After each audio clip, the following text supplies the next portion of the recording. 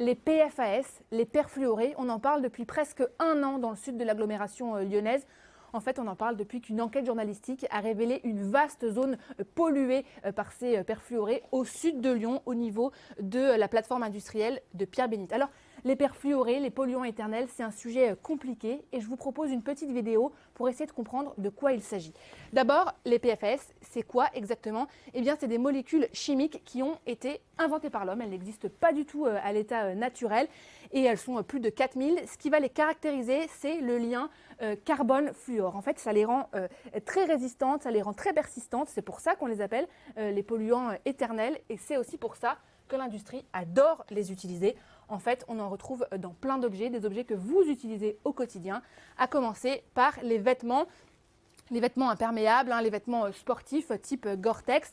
On les retrouve aussi dans les poêles à frire, les poêles anti-adhésives Tefal. On les retrouve dans les mousses anti-incendie, on les retrouve dans les cosmétiques, on les retrouve dans les papiers anti-graisse, comme pour les hamburgers ou pour les frites, mais aussi dans les peintures, dans les pesticides et même parfois dans les meubles.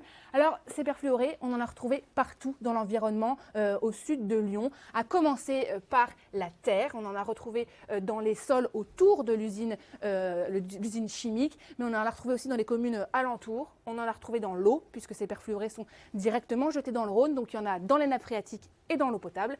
On en a retrouvé dans l'air et puis plus récemment, on en a retrouvé des traces dans les légumes, mais aussi dans les œufs et c'est pour ça qu'ils ont été interdits à la consommation parce qu'en fait, ils sont très toxiques. Ces perfluorés, ils ont des effets sur la santé, notamment sur la thyroïde d'abord.